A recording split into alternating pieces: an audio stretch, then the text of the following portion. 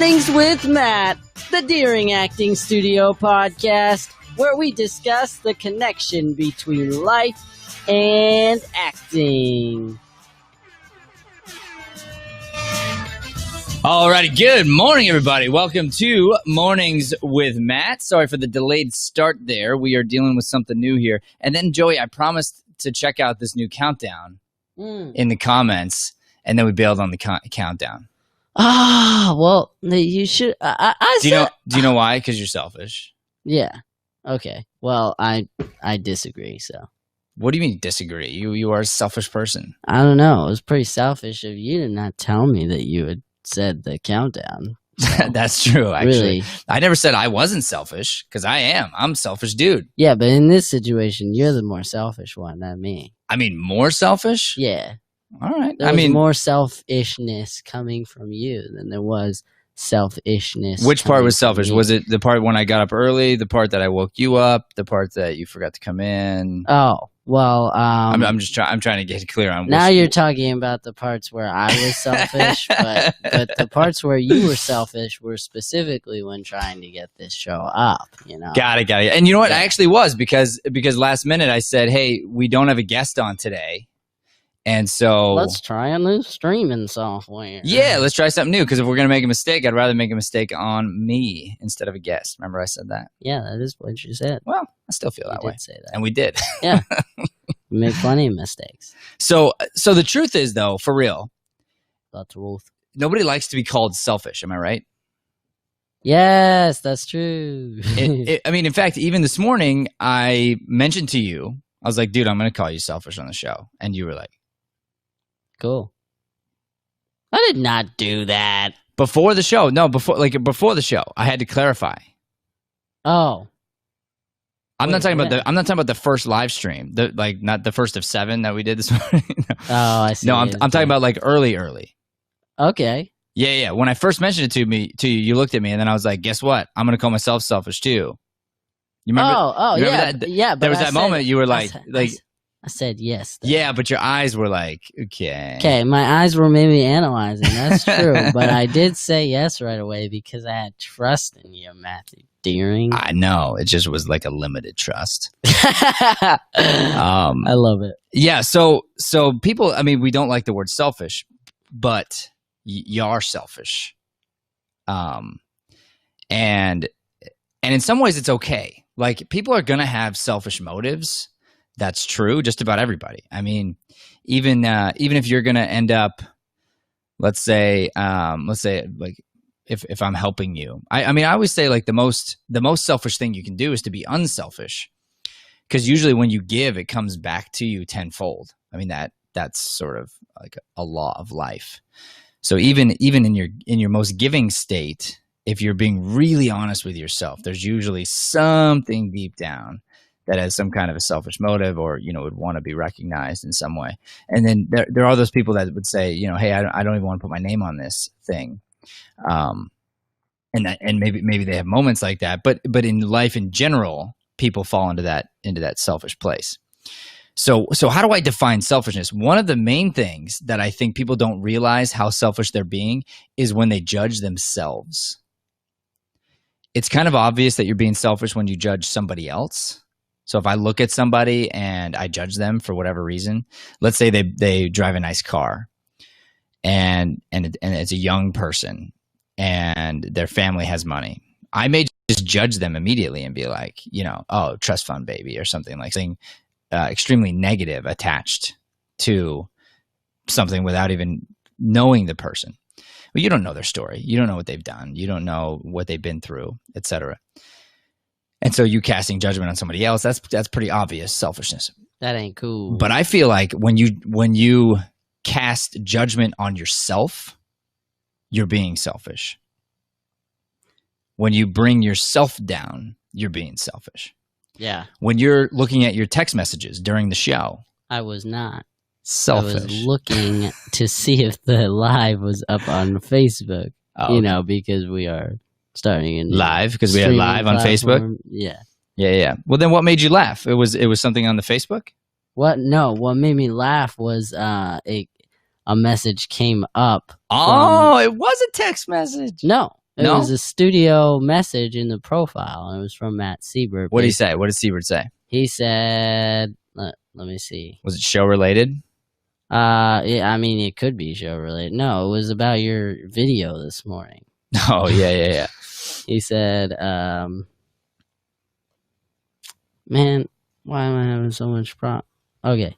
Do you at least take a quick nap at some point in the day? I respect the grind, but damn, 3:30. That's a different level. So Siebert's curious if I nap during the day or not. I do. I love a good nap.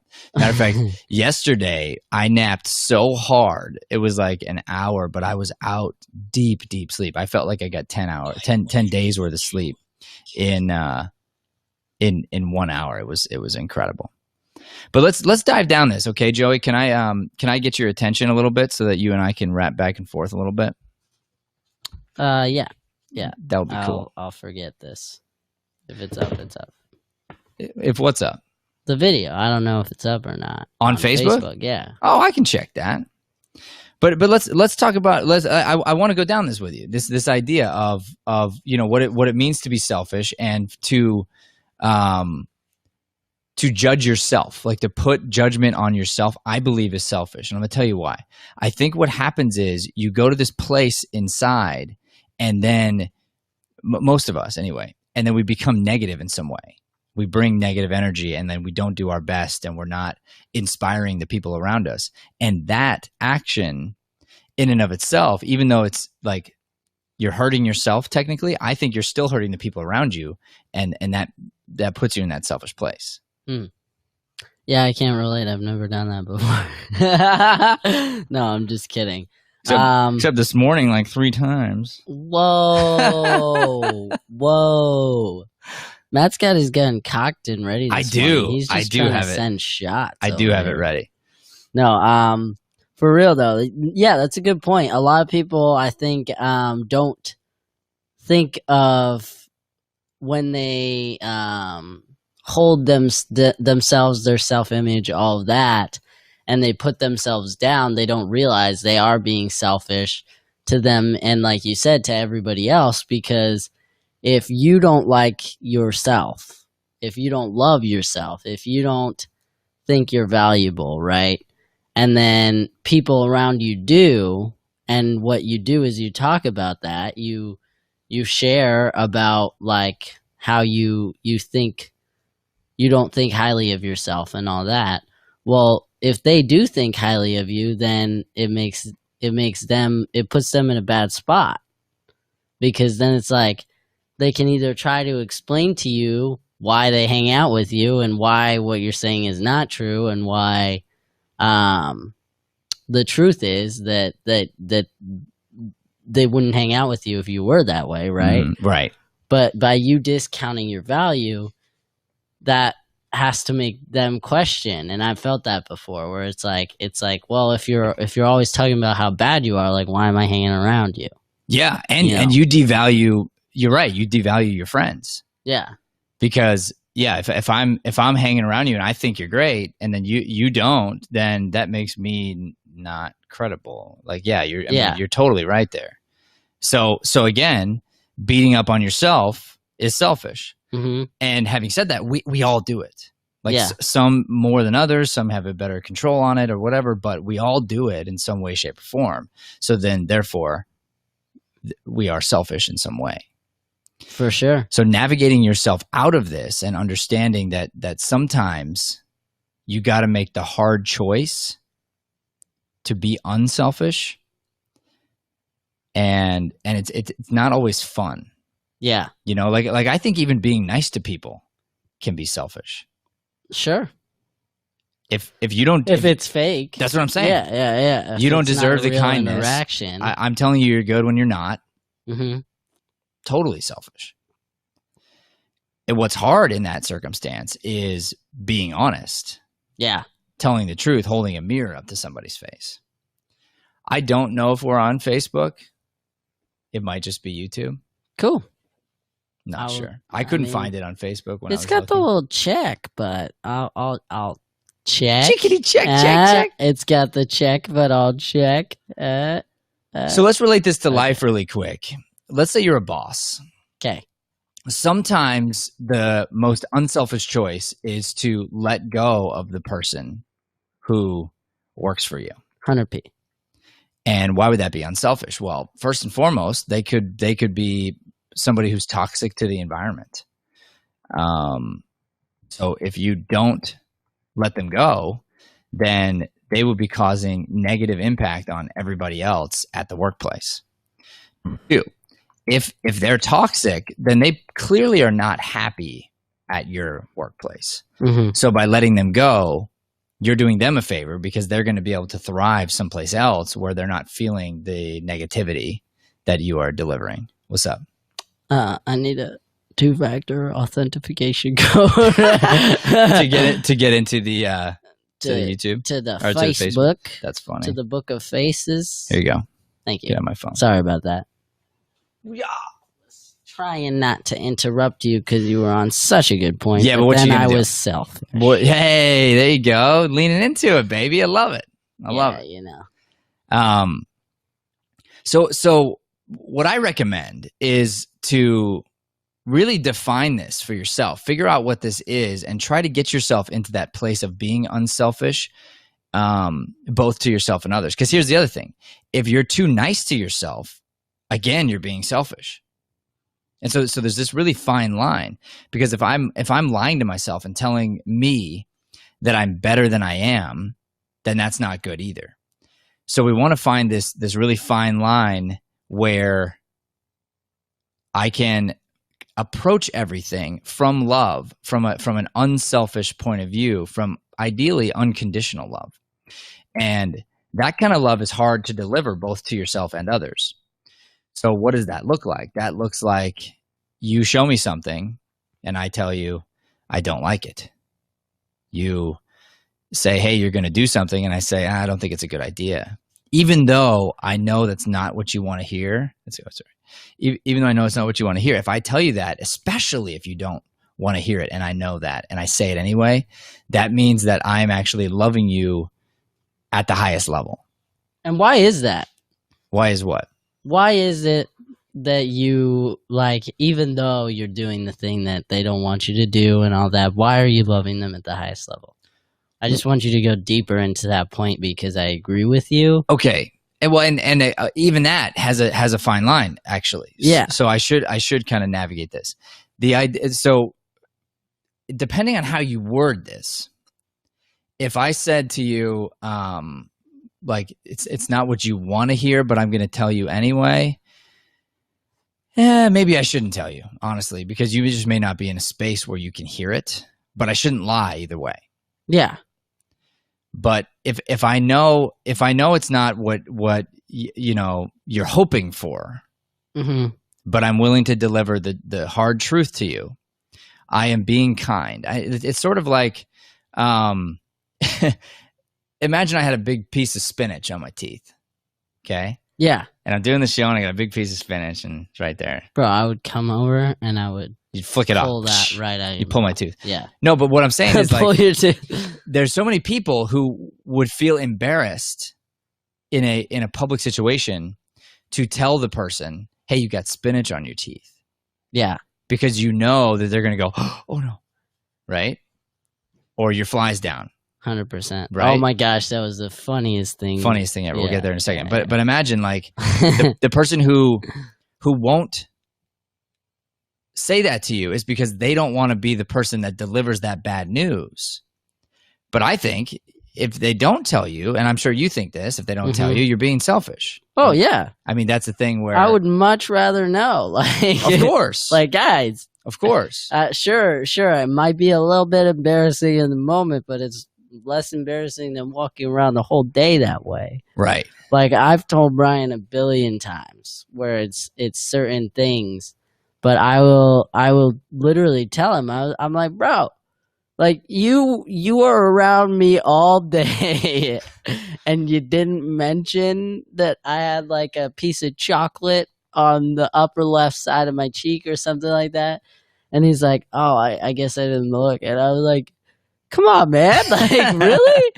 And stuff like that happens all the time, but it's so funny because it's like you have to frame it the right way. Mm-hmm. So you can't be rude about it, but as long as you do that, as long as it's framed the right way, I guarantee the other person is so grateful.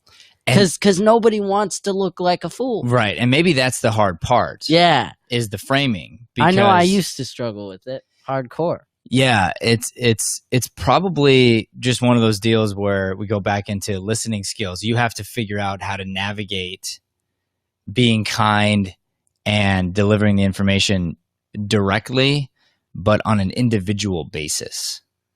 Interesting.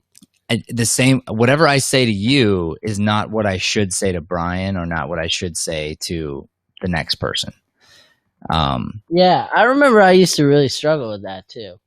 Because I was like, all right. You didn't like that, right? You no, didn't think it was fair. I hated it. I thought it was so dumb. I was like, all right, Mr. CEO guy. Everybody, we all work for you. We all do the same thing, right?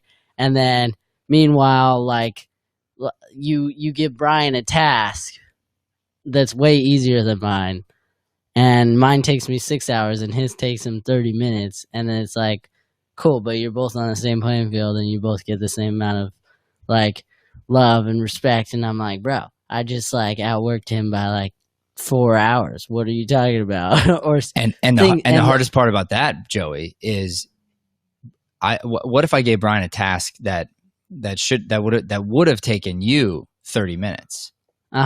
And it takes him 3 hours. Yeah.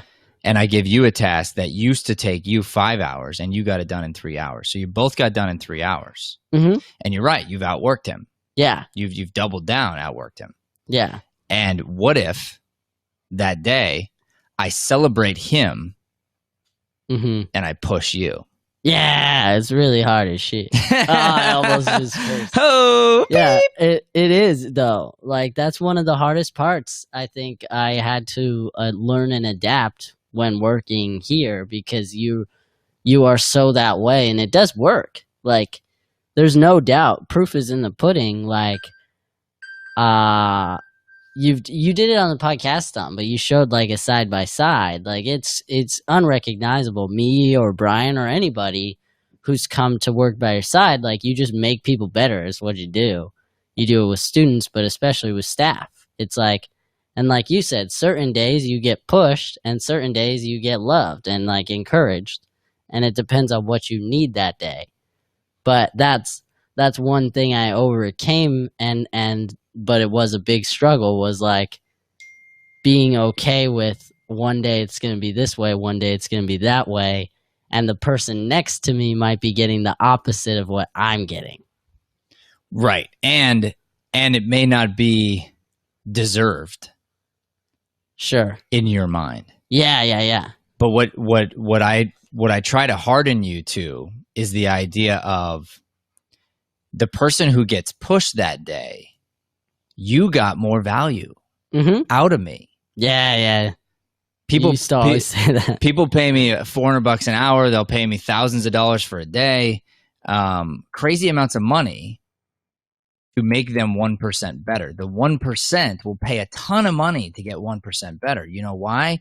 Because you know when you're in the top percents that 1% makes the difference of $1 million sometimes, or $1 billion sometimes. I know for a fact that I've worked with companies and made them millions of dollars at $400 an hour.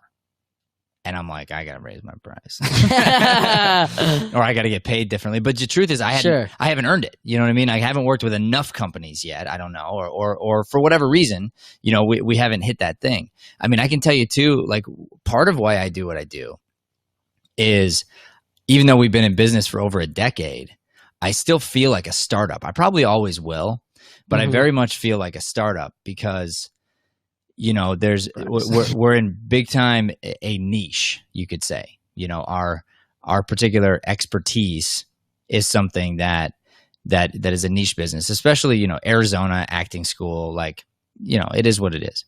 But now that we're expanding worldwide and we're expanding into new areas, we're expanding into life and personal development, we've really opened up the floodgates to more things. So I fully expect the exponential growth to continue here over the next 3, 5, 10, 20 years coming up. And there's been this, this great foundation. But I realized early on, maybe what I couldn't pay you in salary at the time, I could pay you in personal development time. I could pay you with my expertise. I could pay you with my hardcore attitude. Yeah. And if you adapted some of the things that I do and some of the things that I say, at minimum, you'll leave here a better person.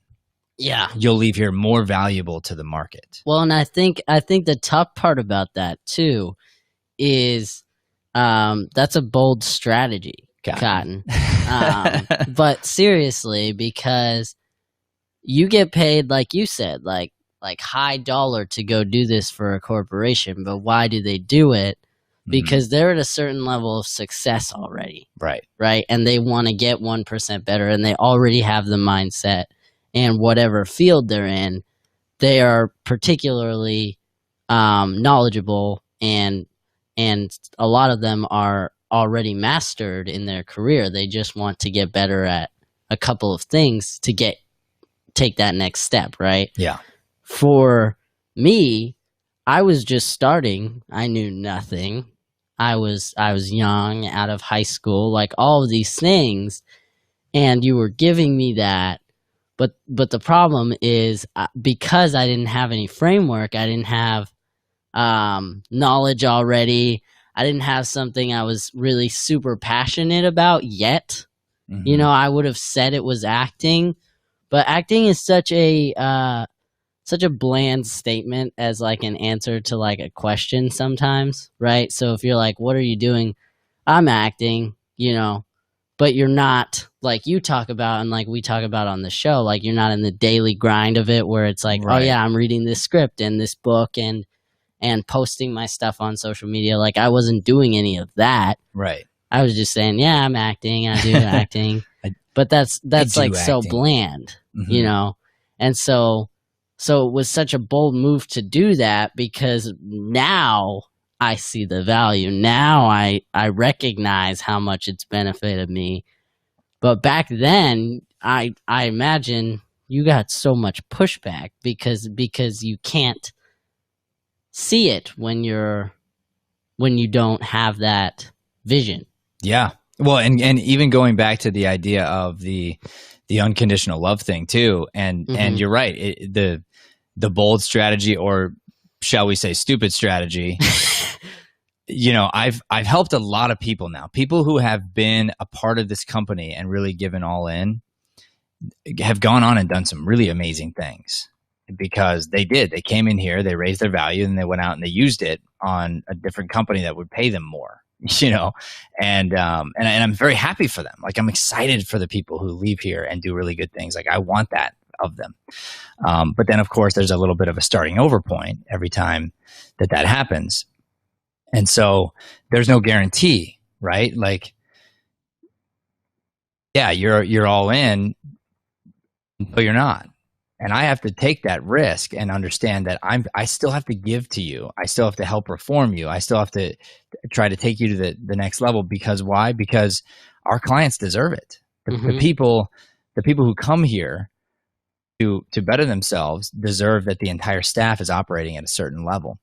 And so I demand that of the people around us. And really all I demand is that, not that you're as good as anything other than your best and that you're striving to get better. That's all I care about. I don't really care about the level that you're at. I just care that you're committed to getting better, committed to doing more. You're just literally committed to an everyday grind. That's something that excites me, and that's somebody I want to work with. Yeah.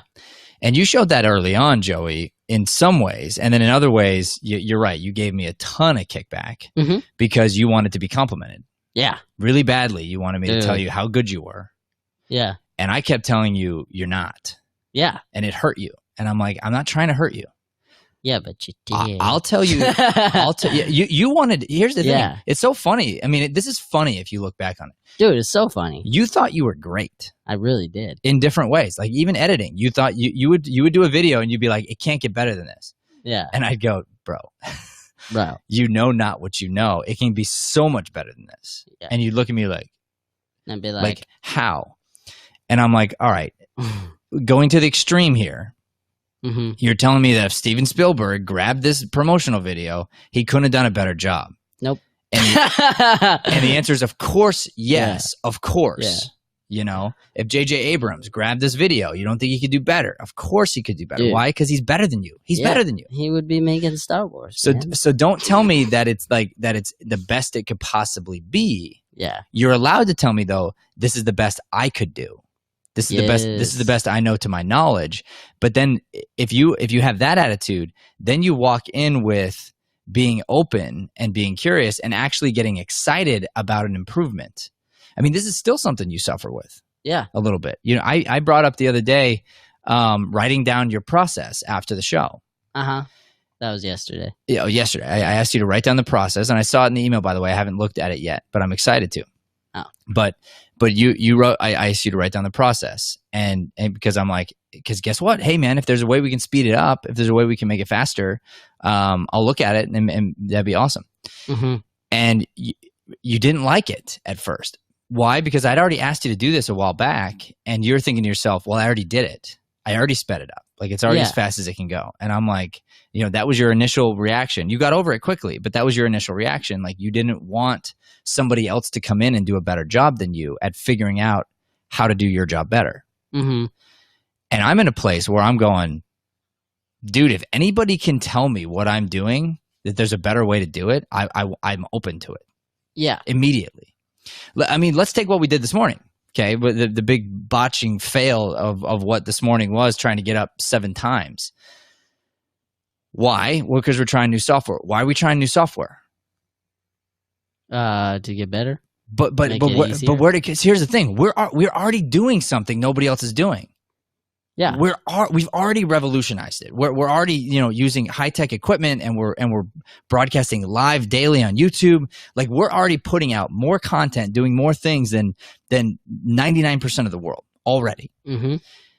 And what happened was, somebody who we hired from another company to take a look at us and help us with some marketing efforts said, "Hey, you ever heard of this software?" Yeah. And I go, "No, what is it?" And he's like, "This." And he's like, "If you could possibly be streaming to multiple things all at one time." And I was like, "Huh, that's better." Yeah. Sounds hard. Sounds hard. Sounds miserable trying to learn and figure out a new way now that we finally mastered, not even mastered, but finally got good at the thing we're good at. Mm-hmm. Sounds tough. Sounds like we're probably going to fail a bunch of times. But that to me is exciting. The first thing I did, I hung up the phone, and I was like, "What's the software?" And he's like, "I got to look it up." I'm like, "Can you look it up?" Like I want to know. And I dug in. I signed us in, and then I assigned this project to you, and now we're doing it, and we'll be doing it at a higher level too, because there's even more platforms we can be on. Like, it's really cool, the thing that we're using. And where does that come from? It comes from a place of me not wanting to be right and being completely unselfish and thinking like more people need to know. I mean, some people don't even know we do the show. Yeah. We think everybody knows. People don't know. No. Some people don't know. People in our network, but in not all of those. That's right. Yeah. If you're not following us on YouTube, do you know we go up every day? Maybe not. If you're on Facebook right now and you happen to be tuning in right this second, now we go up every day. Yeah. Except Sundays. Yeah. Because my wife forced me to stop doing Sundays, which was a good choice. Yeah. Thank you, honey. I mean, if there were a lot of good things that came out of not doing Sundays, and I didn't want to drop it at first. I didn't either. But guess what? Let's look at this. And here's why. And to be honest with you, I'm gonna rip on Brian. Hopefully, he's listening right now. He is. He's commenting. Oh, good, because I'm gonna rip him right now. Rip him. When I wanted to know if we should do Sunday, if we should keep the Sunday show going, when I was making the decision, because my wife had already given me her opinion, which is worth like 99% of what I'm probably going to do. But I like to get all the facts, and I like to hear people's thoughts on things, and then I'll make a decision. So, my wife holds a lot of weight with me, but sometimes I don't go with what she says. Yeah. I've seen it. Yeah. Like she'll be like, oh, this or that. And she'll be saying things out of fear, but maybe she doesn't have all the facts. Right. Mm-hmm. So I look at what she requested. She's like, okay, don't do this show on Sundays. I think you should take a day off. Like Matt Siebert's like, dude, you got to sleep every now and then. My wife says the same thing. She's like, you got to sleep every now and then. And so I'm like, okay, well, here it goes back to Brian. I didn't really care about Brian's opinion. Yeah. Because I knew he didn't want to do Sundays. Oh. So he wasn't going to give me an unbiased opinion. He was honestly too selfish. Yeah. He was too selfish to give me a truthful answer. And so he's like, I don't think we should do it. I'm like, yeah, well, no duh. Like, I know you don't think we should do it. You're not looking at it third party. And then he eventually did. But I'm just saying, like, in that moment, I actually didn't care about his opinion. I did care about yours because you wanted to keep doing it. So I wanted to then give you all the information I had and have us kind of wrestle with it to see if we could prove ourselves wrong. And I think we did. And even if I go into why I wanted to keep doing Sundays, I realized that my wanting to do it was selfish. Yeah. It wasn't because I was going to, like, there was millions of people that were going to be missing my voice on Sundays. Of course not. Yeah. What it was me wanting my own personal accolade I was going to give myself for having X amount of days in a row that I didn't miss. Yeah. Like I wanted to say, I've gone 300 days in a row, never missed a day. Like that was selfish. It was a selfish reason for doing it. And if I look at the unselfishness and like you said, like the amount of benefit and good that came from starting to take that day off, it's been way better. Yeah. 100p. Therefore, me wanting to work, wanting to provide, wanting to do more in this particular case was actually a selfish thing. While at the same time, Brian giving me the recommendation not to do it, even though he was right, his recommendation was selfish because he wasn't giving me any reasons that were compelling. He just didn't want to be here on Sunday. He never wanted to be here on Sundays. You know, he doesn't think you should be on Sundays. And to a certain degree, I agree. But I believe you gotta earn that stuff. I mean, yeah, you should take Sunday off for sure if you work Monday through Saturday all day and you grind it out. And sometimes, by the way, you got to work on Sundays. Like if you want to go next level, there's a whole next level mentality where it takes a lot of sacrifice. You know, Siebert was saying like, how do you do? How do you get up at 3 o'clock, 3:30? I mean, how? Because there's no other way to get to where we're gonna go, bro. Yeah. Like we're going to impact the world at a massive level. That is the vision. We're going to spread light-driven content to the planet.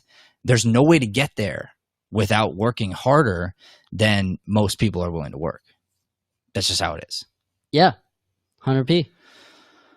Woo! We got some comments in here. Dude, I would love some comments and some questions. That would be a lot of fun. Yeah, well, when you were, I don't know how many of these are questions, more as statements, but okay. When you were talking to me about like the beginning, I put in here, comment with something that you've learned from Matt, smiley face, in class, on this show, in a private setting, etc. Would love to hear the stories. Then Joanne Stafford hops on. I've learned that knowing what to do is not enough. It's actually doing what you know you need to do that makes the difference. Say that again because I think it's profound, but it sounded almost confusing. I've learned that knowing what to do is not enough. Knowing what to do is not enough. It's actually doing what you know you need to do. Got it. That makes the difference. Yeah. Well, that's brilliant and profound. Very good, Joanne. I totally agree. Astrid's in here. She said, what comes to mind first is when he taught us the first week in improv that it's always your turn and it's never your turn. Yeah. And how true is that? You know, I mean, that this does come back to selfishness. I mean, improv exposes so many things in life, and to take that concept of it's always your turn and never your turn to speak, to act, to move, to do. It just means that you're constantly in a ready position to help and to serve. That's really it. And if me talking right now is what's best, is what helps the most, then I should be doing that thing. And if not, then I shouldn't be. I mean, that's how that goes. And sometimes on the improv stage, speaking can be selfish, or not speaking can be selfish. Yeah. 100p. It's like, are you trying to save face, or are you willing to jump in and be there for other people? Well, hopefully you're willing to jump there and be there for other people. Right. But that's what I'm saying. That's the difference on knowing, which one is best. Sure. So what about you, Joey? What's the biggest lesson in this area for you? Ooh, okay. Let's see. Just from this morning's show. Yeah. Okay. Interesting. You caught me off guard a little bit with this one. Well, I mean, so it's like the idea being like, in which ways have you had your mind reformed in this idea of selfish, not selfish, being able to like adapt in these ways? I'm still not following. So like I understand what you're saying. We've talked about this before, so this isn't like super new to me, but the way you presented it today was different, right? Sure. So so that's what I'm trying to wrap my head around, is like, okay, what was different today versus when we've talked about in the past? Okay. And probably that would be, for me, I hate saying for me, probably that would be when you talked about it today, it was, and this was when you were specifically having it go back towards me, but it was this idea of you are selfish when you don't want somebody else doing your work. Yeah. Right. So it's I wouldn't say that I'm actually a prideful person. I don't struggle with pride all that much, but I would definitely say that I take pride in my work specifically. Right. So that's one thing I need to be careful of, because pride and selfishness go hand in hand a lot of the time. Totally do. So here's an example. It comes. I think what it comes back to in this area, and this is, I'm glad we navigated here, because this would be a really good place to wrap up the show. Cool. It comes back to embarrassment. Yeah, I'm terrible with that. Right. And so when you get embarrassed, you end up becoming selfish, locking down, and not wanting to hear the correction or the, some way that somebody else can do something better than you. Yeah. And what you want to hear is how good I am. That's what you want to hear, instead of wanting to hear how much better I could get. Yeah. Right. So let's go all the way back to childhood. Why is it that when we're kids, we are able to sing and dance and do all kinds of silly things and have no judgment of ourselves? And adults will laugh and smile and they watch you, and they love watching kids just be free. Why? Because they can't be free themselves. Yeah. Adults. Yeah. We watch kids and we envy their freedom. Mm-hmm. And then what happens as a parent is your kid is like so funny and they do these really cute things, and it doesn't matter if they're off key or whatever. They're still cute. They're kids. Yeah. Like they're adorable. And then there comes an age where you say, hey, do this thing for your grandma, or do this thing for, Aunt so-and-so. And then your kid locks up. Yeah. And they get shy. They become self-aware. Yeah. And being self-aware in that way, the kid is being selfish. They're not willing to share their cuteness with with their grandparents. Yeah. The kid is being selfish. That's a funny thing to say, but they are in that moment. And so then, what does it do to the parent? It makes the parent sad. Some parents get angry because they're like, "Why won't you do it? You're good at that. Like, why won't you do it?" Yeah. Anger. Or, oh, you should do it. You're so good at it. Sadness, like whininess, parents. I mean, we've heard that before.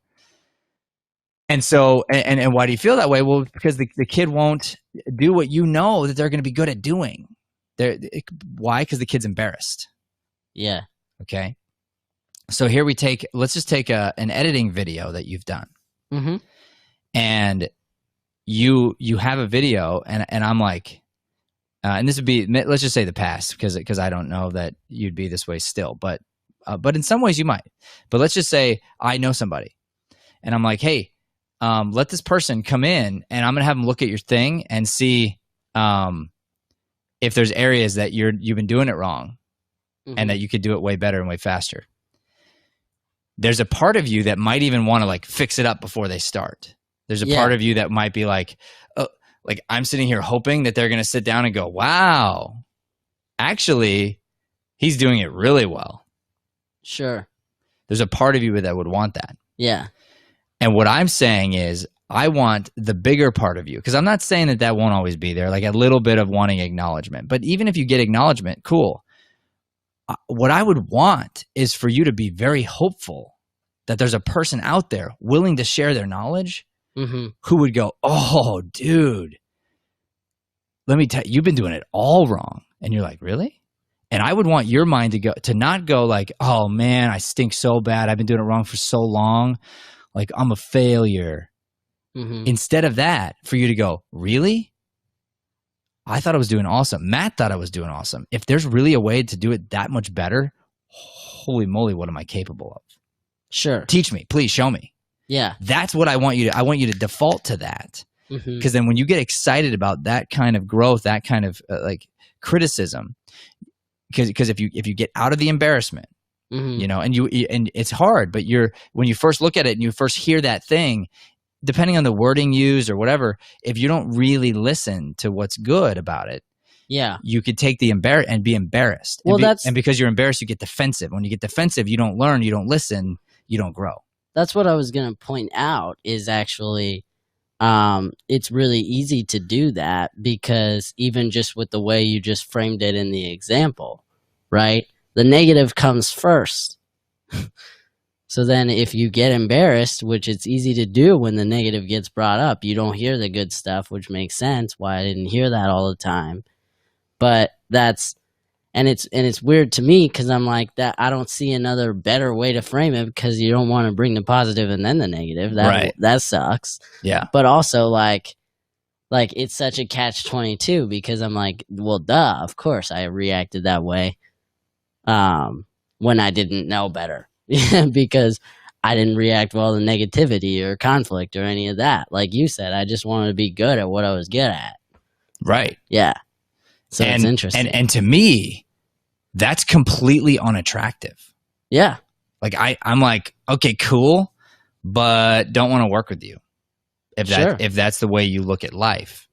I only want to work with people who share my mission, vision, values and who share an idea of wanting to get better. Like that's all I care about is like, do you want to get better? Do you sincerely want to get better? Or do you want to get to a certain level and quit? Sure. And if that's you, you don't belong working with me. Like we're not going to do well together and we're going to always fight. We're going to always be at odds. But if you're somebody who's like, oh, there's a better way. There's a completely better way to start over. I'll do it. Like, I mean, we've talked about this many times, but how many times have you and me, especially me, reset this setup here? Like at least 20. At least 20. Probably closer to 50 times. We've started from scratch. And I've said, and you've wanted to set it up, and I go, no. Slow down. We're going to take everything down. We're going to look at it, because if we're going to mop anyway, we might as well take a glance at it and see, is there a better way?